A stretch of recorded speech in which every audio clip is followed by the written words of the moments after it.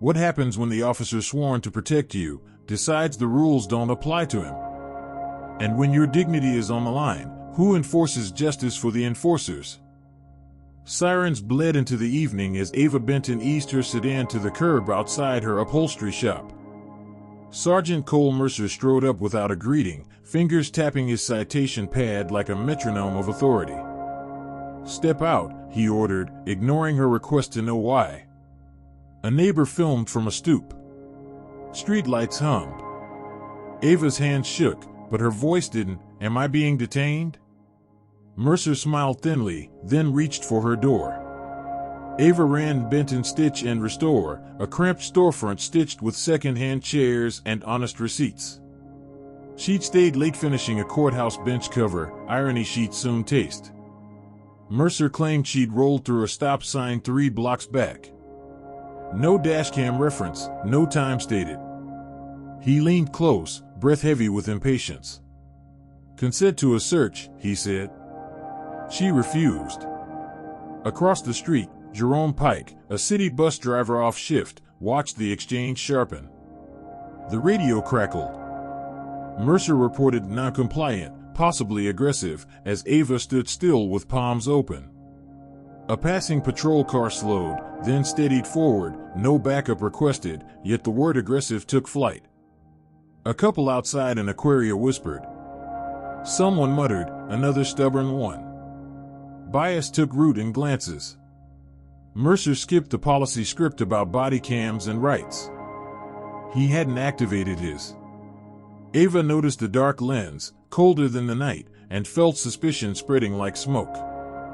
Mercer reached into her car anyway, flicking open the glove box. Ava's registration lay under rubber bands and fabric swatches. She protested. Policy demanded either probable cause or consent. Mercer cited odor of glue, inventing hazards where craft lived. The neighbor's phone trembled as it recorded. Ava invoked the precinct complaint line. Mercer's eyes thinned. He wrote a second ticket, obstruction, then a third, faulty taillight, though both lights glowed red as coals. Jerome stepped closer, memorizing everything. Turn around, Mercer said, wrist cuffs clicking like punctuation. He claimed she'd twitched toward the officer, a phrase he'd used before. Ava steadied herself, spine unbroken by fear. This is wrong, Sergeant, she said, meeting his stare. He escorted her to the sidewalk like a trophy of control. Her phone's voice assistant captured fragments, time, location, license number. In a passing window, Ava saw her reflection, jaw set, eyes bright with a stubborn, necessary courage. At the precinct, the booking desk clerk, Nadine Park, frowned at the incomplete narrative Mercer filed. He left fields blank, bodycam status, witness names, precise time. Ava asked for a supervisor. Mercer waved it off, citing officer discretion. Nadine slid Ava a glance. Wait, document, breathe. Hours later, at home on bond, Ava gathered receipts and photos, sleepless but focused. And then, the knock at the door froze every breath. Internal Affairs hadn't knocked. It was Jerome Pike, cap in hand, bus driver uniform by habit, not shift. He'd saved the video from the stoop and printed a route log. The city bus passed Ava's alleged stop sign violation 5 minutes before Mercer claimed it happened. I saw your taillights, both working, Jerome said. He left his card. Ava's lawyer friend, Dana Whitaker, texted back immediately, preserve everything. We'll file records requests at dawn. Morning split open with coffee steam and purpose. Dana filed a public records request, dashcam, dispatch audio, bodycam logs, and GPS pings. They requested the precinct's policy manual, especially the rule requiring officers to activate cameras during any citizen interaction. Ava printed her bench cover invoice timestamp near the stop. The timeline began to breathe in her hands. Jerome's video showed Mercer reaching into the glove box before stating any probable cause. Momentum stirred, quiet but real. Mercer sensed movement. He stopped by Ava's shop, not to reconcile, but to intimidate. Retaliation complaints complicate things, he said, voice wrapped in implied warning. Ava had already installed a countertop recorder. He noticed, laughed, and left. Minutes later, a fourth citation appeared online, failure to maintain lane. Dana filed a retaliation claim, attaching the fresh timestamps. On social media, the neighbor's clip began to circulate. Comments split, some defending uniform, others defending dignity. City Hall's community forum ran hot that Thursday. Ava stood beneath harsh fluorescent lights and told the room what happened, facts plain and ironed flat. A local journalist, Quinn Harper, recorded every sentence. Mercer sat in the back, arms folded and chin high, his supporters murmuring about respect. Quinn asked him on record why his body cam showed no footage. Battery failure, he said.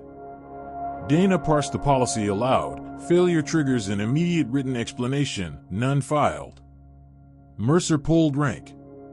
A supplemental report appeared, perfectly phrased, suspiciously overnight. It was retrofitted at times, claiming unmistakable chemical odor and furtive gesture. It named a witness who didn't exist. Dana replied with requests for the witness contact, the toxicology air test, the battery swap log. Silence answered. Nadine Park, the booking clerk, quietly reached out. There had been no battery request at intake that night. A thin wire of truth glimmered where Mercer hadn't bothered to look. The precinct finally sent bodycam audit logs. Mercer's device showed manual standby during Ava's stop, then activation afterward for paperwork. Policy called that misconduct. Dana slid the document across the table to Quinn, who read it twice, then twice more. The town council chair scheduled a public review. Mercer's posture hardened. He'd used the rule like a hammer. The rule he cast on her was now aimed squarely at him. Subpoenas landed. Dispatch audio revealed Mercer called in noncompliance before greeting Ava. GPS showed his cruiser idled by her shop for 8 minutes, contradicting his rolling stop narrative. A second neighbor handed over doorbell footage catching the moment both tail lights flared bright. Ava felt something loosen in her chest, not victory, but oxygen. Dana prepared an injunction to stay the citations pending investigation, citing the mounting proof of retaliatory enforcement. Radio transcripts spilled their dry poetry of timestamps. Mercer never requested a field supervisor, another policy miss. His signature on the supplemental report drifted, looping differently from his intake sample. Nadine confirmed, under oath, that the intake was his hand. The supplement looked coached. Jerome Stoop video, stabilized, showed Mercer's hand inside Ava's car before asserting cause. The pattern became visible, chronology warped to fit control. The accusations muscle thinned. Mercer's union rep kept him flanked, jaw tight as rain. Questions multiplied. Why no call for backup during aggression? Why invent a witness? Why silence the camera? Mercer blamed stress, training gaps, faulty equipment. But then came a complaint history, redacted, yet revealing 3 similar camera failures in the past year. Dana didn't gloat. She laid the papers as if setting clean dishes, letting the room notice the chips, the hairline fractures, and the repetition. A formal hearing convened in a panel chamber that smelled of varnish and old coffee. Captain Ruth Ellison presided, reputation for fairness looping around her like a sash. Quinn sat in the press row. Ava testified first, steady voice, precise detail. Jerome followed, voice soft but unbending. Mercer took the stand last, brass pins bright, face pale. He explained policy his own way, bending its corners until the manual itself looked like a contradiction. Dana's questions carried the rhythm of a sewing machine, consistent, exact, cutting no fabric twice. Why log aggression before contact? Pause. Why an invisible witness? Pause. Why activate later if equipment failed earlier? Each answer sagged, then frayed. Ellison's pen stopped scratching. Ava thought of her shop's needlework, how weak seams give under tension. The chamber felt that give, collective, quiet, and irreversible. Something in Mercer's armor creaked, a rivet loosening where arrogance met record. Dana produced the training sign in sheets. Mercer had skipped 2 mandatory refreshers on bodycam use, then signed as present using a different pen, different line pressure. The sign in book's carbon copy betrayed him. Overlooked, ordinary, damning. But hidden in plain sight was the truth no one wanted to see. Jerome's bus log time synced perfectly with dispatch. Doorbell footage, neighbor video, intake handwriting, each strand tightened into a rope you could feel in your palms. Cross-examination cracked wide. Dana asked Mercer to demonstrate his furtive gestured claim. He pantomimed wildly. The videos rolled beside him, Ava standing still, palms outward, voice audible. Am I being detained? The room watched the split screen, claim versus reality, loudness versus evidence. Quinn's camera captured Ellison leaning forward, elbows on wood. Nadine's testimony sealed the gap, no battery failure noted. No supervisor call. No witness was brought. The chamber's air changed temperature. Quinn published a timeline that morning. In the hearing, Dana adopted it, second by second, each square of footage clicking into place. A clock on the aquarium wall stamped the background.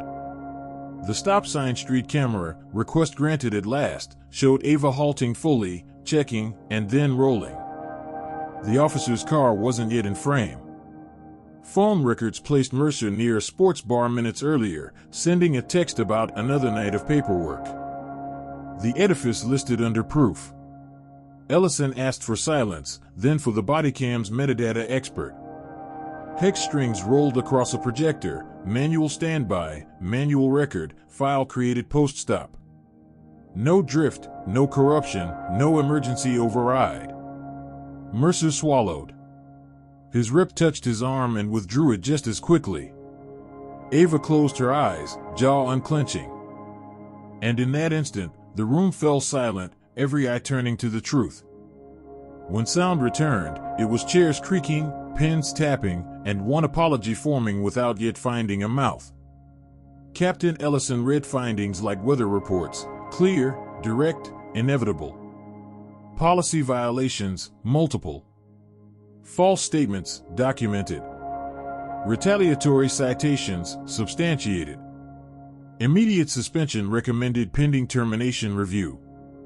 Citations against Ava, dismissed with prejudice. A referral to the district attorney for potential charges regarding falsified records. The chamber didn't cheer. It exhaled. Ava's hands trembled as the cuffs in her memory loosened for good. Mercer stared at the table's grain, finding no pattern to follow anymore. In the aftermath, the precinct revised protocols, automatic camera activation on door opens, audit pings to supervisors, community observers invited to quarterly reviews. Ellison met Ava in the hallway, not with ceremony, but with candor. I'm sorry. We fix it by changing it. Jerome brought Ava a coffee and a smile that understood quiet victories. Quinn's story didn't paint heroes, it chronicled systems corrected. Ava unlocked her shop, hung a new bench cover, and breathed. At dusk, Ava sat in her storefront window, thread looping through needles, street lamps blooming. Across the glass, her reflection no longer flinched. The sedan's tail lights glowed steady, twin rubies promising ordinary nights. The lesson settled like a weight on fabric. Rules guard dignity only when the rule keepers obey them. Silence is a seam that splits under pressure. Speak, stitch, and the truth holds. If stories like this speak to you, subscribe now. Because here, we uncover truth, deliver justice, and share lessons worth remembering.